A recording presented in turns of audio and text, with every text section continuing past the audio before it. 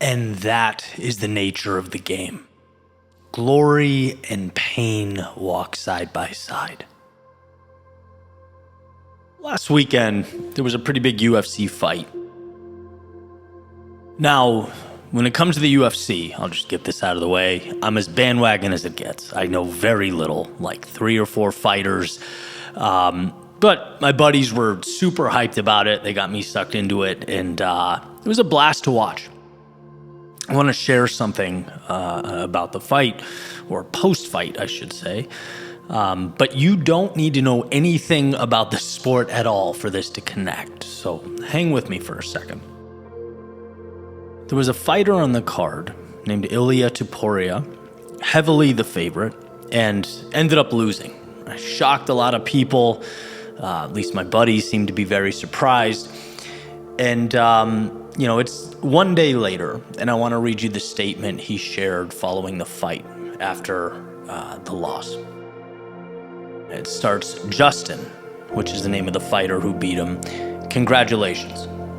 You said you'd leave your mark on my face, and you did. You took the sight from my right eye in the first round, and by the end of the second, from my left too. No excuses. I had one of the best camps of my life. I came in sharp, prepared, and ready. Last night was your night. That's the nature of this game. Glory and pain walk side by side. I'll heal, I'll rest, and I'll return stronger, wiser, and far more dangerous. And trust me, this story between us is far from over. We will have our rematch." Now, I'm sharing this because I believe this should be the ethos we all live by. And I want to dive into it. First and foremost, he was beaten by a supposed, quote-unquote, lesser opponent. He doesn't shake his fist at the sky and scream, doesn't make excuses, doesn't pretend he had a hidden injury or wasn't feeling well or was disadvantaged somehow before the fight. No, he says, "Today you were better than me. You were the better man." And every day we show up and step into the arena, we all know, right? There's a chance that our adversaries will get the best of us. This possibility is what scares a large amount of people into hiding, into a life lived not on the stage or on the court or in the octagon, but in the stands, clapping, cheering, booing, instead of stepping in. Ilia went to war knowing what was at stake. His opponent got the better of him, and instead of deflecting or the inverse, feeling down on himself and his own abilities, he simply acknowledged that every day cannot be your day, and vowed to show up again, better prepared, better equipped, and ready to redeem himself. He says, and this is everything, quote, "That's the nature of this game. Glory and pain walk side by side." In the octagon, it's very easy to understand this. It's literal, physical combat, right? The winner and the loser endure blows to the head, in the body, physical duress, exhaustion, not to mention the training and discipline, leading up to the fight. It's very easy to turn on the TV and visualize that, to connect those dots. The game of life, however, while the exact same, is slightly more subtle. See, when things happen to us in life, it's not our first instinct to close our eyes, breathe, and say, "Hey, sometimes life throws haymakers. It's not personal, it's part of the game." No, we get worked up. We deem it unfair. Project out. I was kind of poking fun at myself. Last week I got a ticket from California for a car that apparently went through a toll with a similar license plate. And just kind of set me over the edge, right? It was like a straw that broke the camel's back thing. Long day. But I mean, it's such a small thing. I can fix that with a phone call. It's nothing. Imagine the bigger things that collapse in front of us or, diverge from our expectations. The loss, the heartbreak, the letdowns, the pain. Sometimes a day that should be easy gets the best of us, right? And we have to decide, what it means and how we're going to process it. We're in the octagon of life trying to win the day, preparing the best we can, showing up, and sometimes it's just not our day. And I'm going to etch that quote into my brain. I encourage you to do the same. That is the nature of the game. Glory and pain walk side by side. If you want the glory, the growth, the joy, the peak moments, there will be pain. There will be suffering, necessarily. That's the contract that you sign. We go to the gym to break our muscles down so that they can heal and grow back stronger. We run to push our bodies, tax our lung capacity so that we can become slightly more efficient next time. We put out first drafts and rough iterations with our businesses and social media accounts and careers so that we can find the imperfections and work on them and improve and grow. So many of us get it wrong, backwards even. Pain is not the thing we avoid.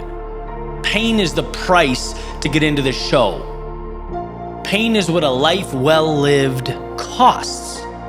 Pain is the seed that ultimately becomes glory. Some days will be victorious. They will be fully and entirely yours. Celebrate them. Work so that the space between them becomes less and less.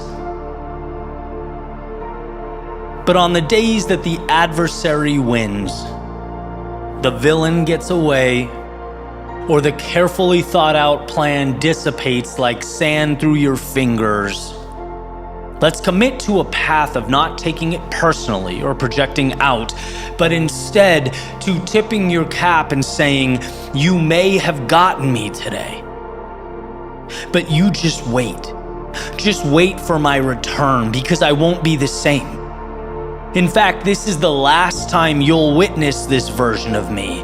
Pain and glory walk side by side, and I will forever dance with the former in order to create a life worthy of the latter.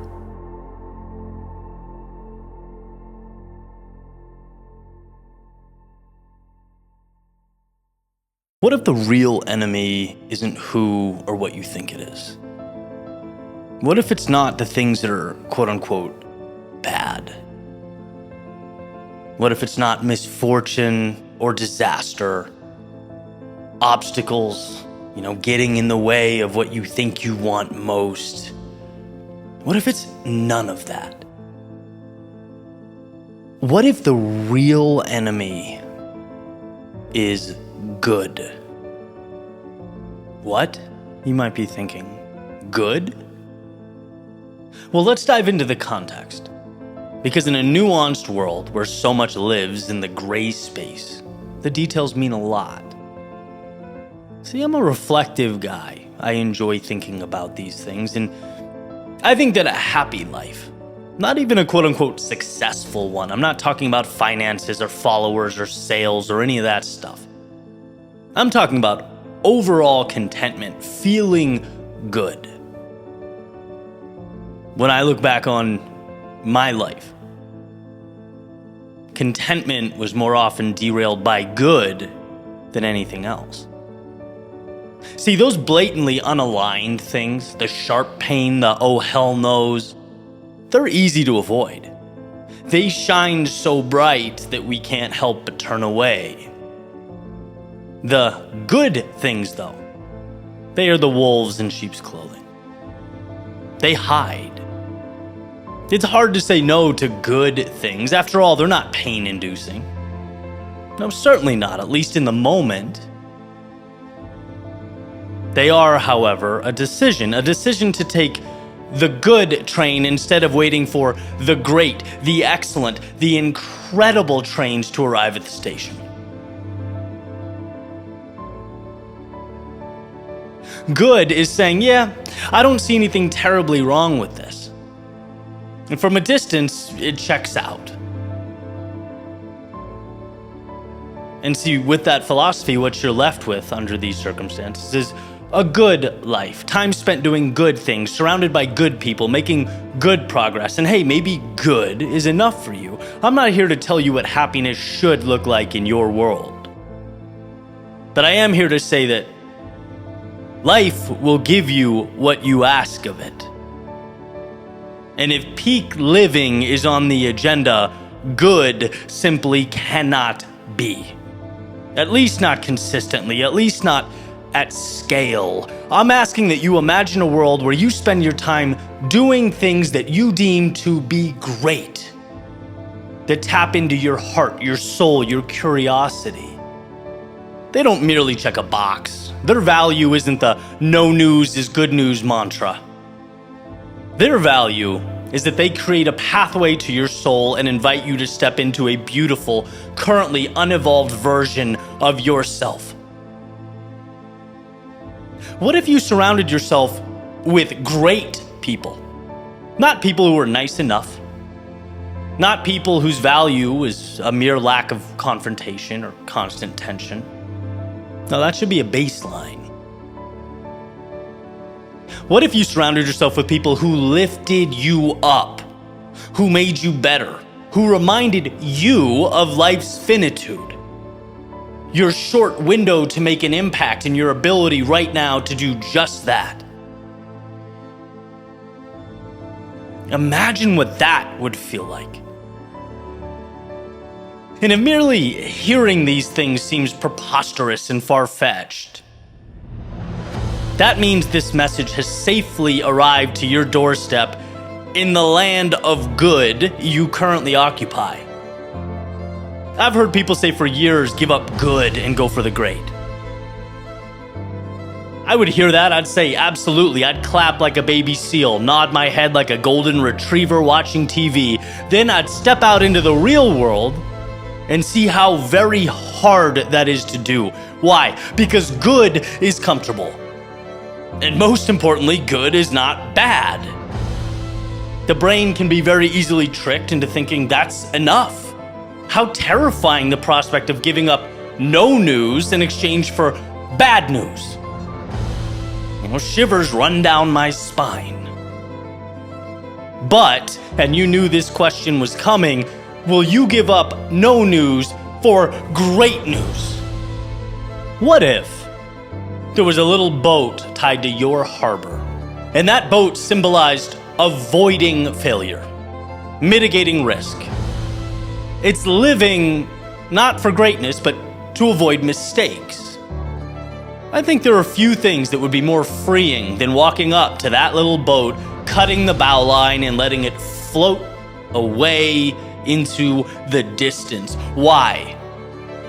Because the life of chasing down opportunity, of living for the upside, well, it ignites the flame in you that's been waiting to burn. Those parts of you, the ones you've been dying to explore, and some you're probably not even aware of yet, they are ready to be set ablaze.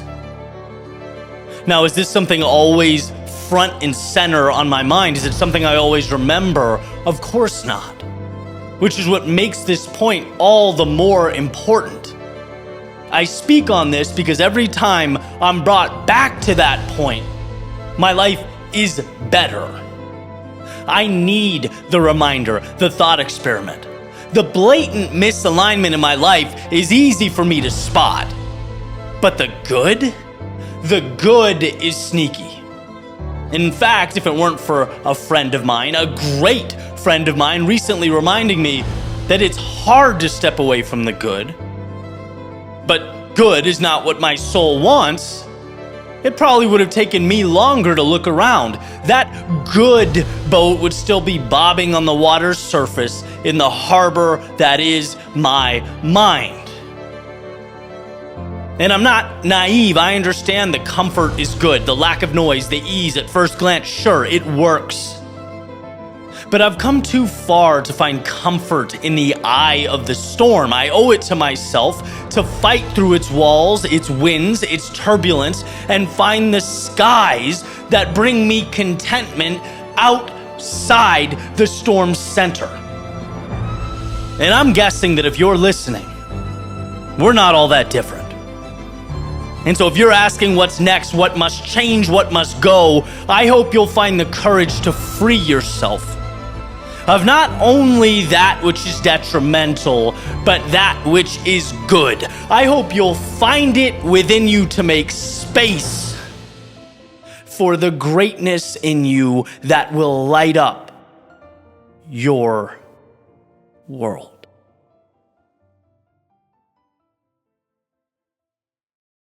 One of the biggest lies we tell ourselves is that success comes from perfect days. It doesn't. It comes on that average Tuesday when you're busy and tired and unmotivated, but still find a way to move forward. That's why I'm so excited to partner with Huel. Not because it's a magic solution, but because it removes friction. I go out of my way to live a healthy lifestyle, and when I don't have time to make a full meal, I still know I'm getting something nutritious. Huel isn't just a protein powder, it is a meal replacement. So we're talking 40 grams of protein, 27 essential vitamins and minerals, and 0 artificial sweeteners. When I'm moving, it's one less thing to think about, and I'll take consistency over perfection any day. If you'd like to try it, get Huel today with my exclusive offer, 15% off when you spend $50 or more by visiting huel.com/Eddie and using code Eddie, EDDIE, at checkout. This offer is for new customers only. Thank you to Huel for sponsoring this video, and thank you for being here. Why sometimes I've believed as many as 6 impossible things before breakfast. That's a quote from the Queen in Lewis Carroll's book, Through the Looking Glass. I listen to that and I wonder, how is it, or how does it make you feel that the difference between possible and impossible is your willingness to step into chaos? Impossible is just a compounding of smaller possibles. Impossible is a refusal to say no. Impossible is moving forward through those checkpoints in life where most people look around and simply say, I don't want to pay the metaphorical price. I don't want to give what's required here. I really enjoy history. Lately, I've been revisiting a lot of sort of various battles from recent all the way to way back. From Alexander the Great's conquest of Tyre to George Washington and the American colonists against the British. Even the famous Battle of Thermopylae with the 300 Spartans that we all know about. You know, all of these have in their own unique way defied the odds. And what strikes me is, if you look at any of these scenarios on paper, they all appear to be suicide missions. It's crazy. The 300 at Thermopylae obviously being close to that, and I'll touch on that in a second, but all very special in their own unique way. All took an apparent impossible task and did something pretty remarkable with it. See, when you immerse yourself into something, even something seemingly impossible, without the prospect of turning around in your head, there's a shift in your mind. You know you have to find a way forward because forward is the only way, and so you do. You look at the landscape differently. You look at the resources accessible to you differently. Funny enough, there always seems to be something to solve the problem, some dot that can be connected, some loophole, some advantage, some tactic that can move you maybe not directly to the finish line, but just far enough to adapt and survive. Some path to triumph that, when looked at as a whole, gets lost amidst the daunting nature of the task. It's like leaping a mountain is impossible. But climbing one rock at a time is very doable. And it's that, right? Again and again and again, that gives you just enough life to cross the abyss. So back to those examples, right? You take Alexander the Great. It was the courage and ingenuity to literally construct a causeway from land out into the water to the tiny island city-state of Tyre, simultaneously using his navy to cut off supply lines and breaching the wall that surrounded the city. On paper, that's an impossible, just unthinkable feat. For Washington, it was surviving winter, a superior army. It was finding a way to manufacture some key battles that, were enough to convince the French to come in and support the cause. One day at a time. Again, the greatest military force on Earth at the time. A seemingly impossible, insurmountable obstacle. At Thermopylae was using the landscape and superior skill to their advantage, holding their ground and making a substantial dent in the Persian army. Again, one of the most powerful armies on Earth at the time, all the way until it was the last of the 300 men. Completely turning the numbers game upside down. Impossible is looking at the size and scope of a task, not the little actions required to bring it to life, right? And that's generally a rule, right? When you operate under the premise or the notion that there is a solution, you find one, right? And I can give you the example of YouTube, as I usually do, because it's obviously near and dear to my heart and something that's changed my life, right?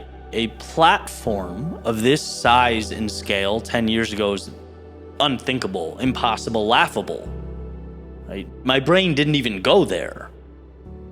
It's impossible for someone who left their day job, running out of money in a small apartment in Boston, to create that, right? But when the door is not cracked, when it's shut firmly behind you, there's no escape plan, when it's I am going forward, and that is the only direction I'm going, everything around you becomes an instrument in the symphony that will be your growth.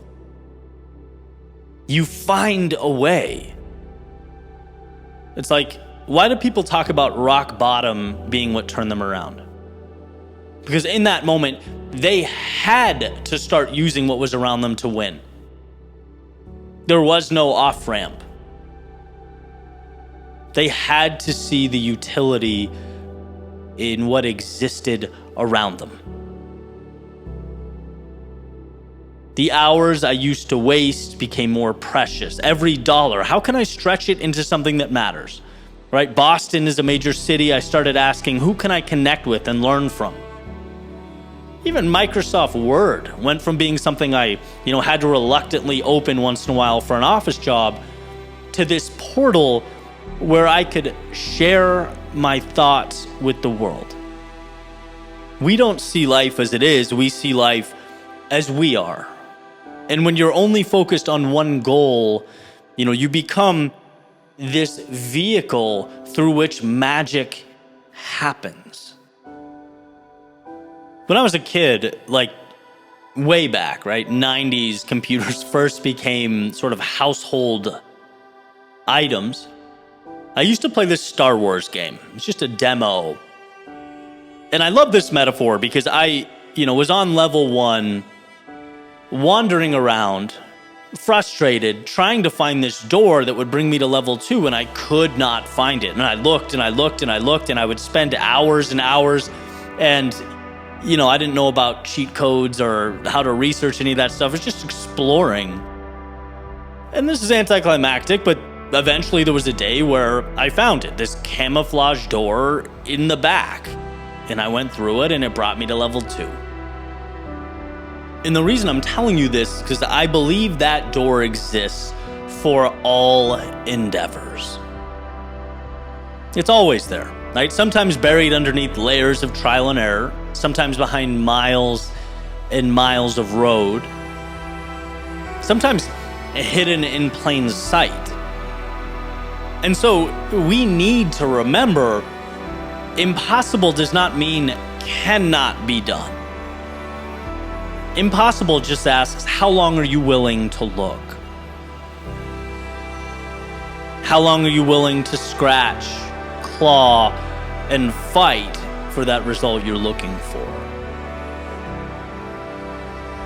The pursuit does not end until you do, which not only completely debunks impossible, it shows you just how powerful you are. All things are possible if you are willing to bring them to life.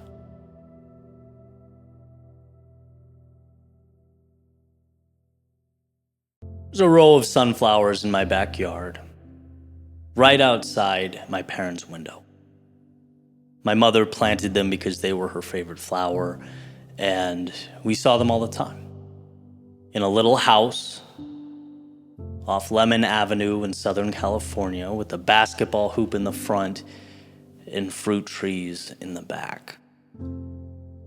Granted, time has a way of altering our memories, and I'm sure to some extent my reminiscing has been dramatized. But I can't help when I look back at that period of time to feel anything but good. Like pure happiness, simplicity.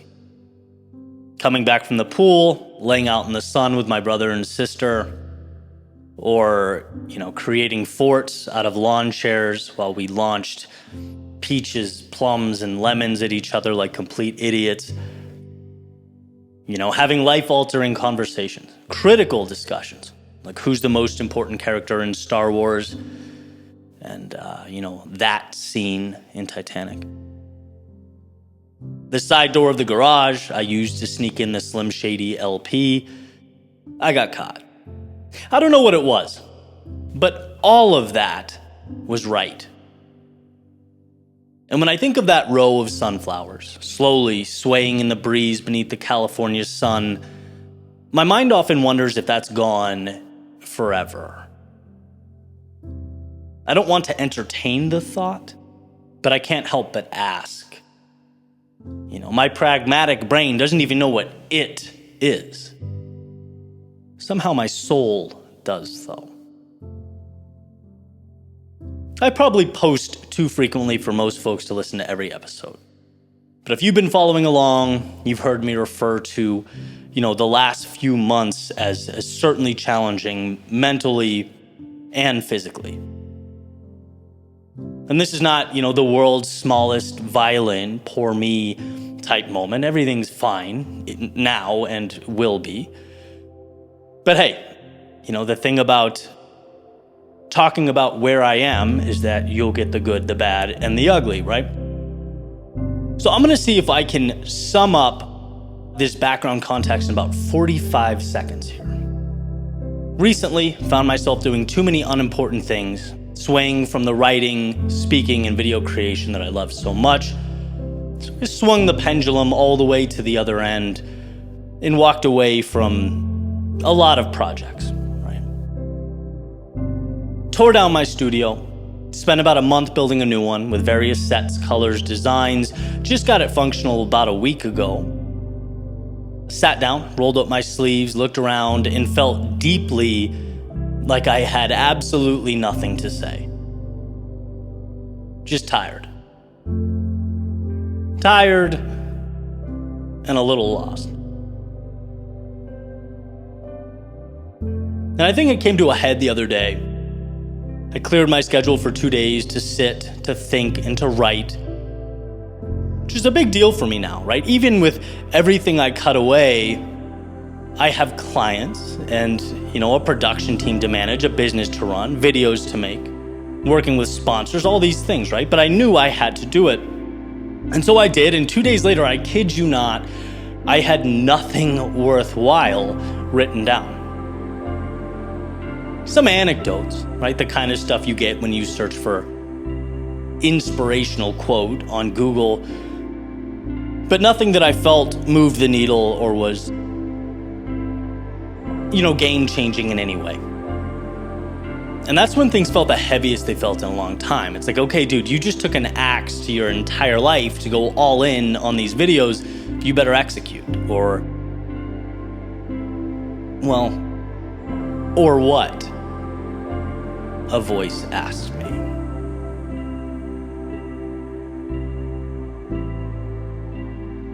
You know what the difference is between my brain and the brain of a golden retriever sitting on the couch, looking out the window, thinking about nothing but food and that squirrel that he so desperately wants to chase? The difference is, I think in stories, and so do you, and that is a beautiful thing, so long as you're telling the right ones. What a power that is, right? Life is a culmination of the stories you're telling. And when I've said this is therapy for me in the past, to sit here and share these thoughts, I'm not kidding. I start these videos with a question and sometimes find my answer before I'm even halfway through. And the story I've been telling myself for the past few months is that, life is hard. Life is chaos. So be better. Find a way to be better. Sometimes that is the cold, hard truth. Sometimes it's what I need. But sometimes that's not the answer. Sometimes I need to remember to plant sunflowers again. Sometimes I need to remember that contentment and momentum and fulfillment is an outstretched hand away. Momentum doesn't have to be some crazy artistic breakthrough.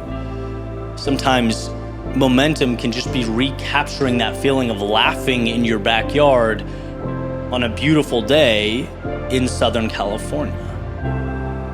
And maybe you've been there. Maybe you've felt lost or overwhelmed or stuck. Maybe you've been in the minutia so deep that you've forgotten what life is all about. Well, maybe this can be your reminder that you're not as far off as you think. That you just need to reach out, to stretch into the darkness and create that little spark that will remind you how good things really are. Hopefully, I'll be old someday, looking back on life. And I bet I won't remember the struggles or difficult times faced in this studio. But I will remember the sunflowers. I'll remember the times I closed my eyes and breathed life in. So whatever season of life you're navigating, don't forget, nothing is gone. No beauty has been dissolved.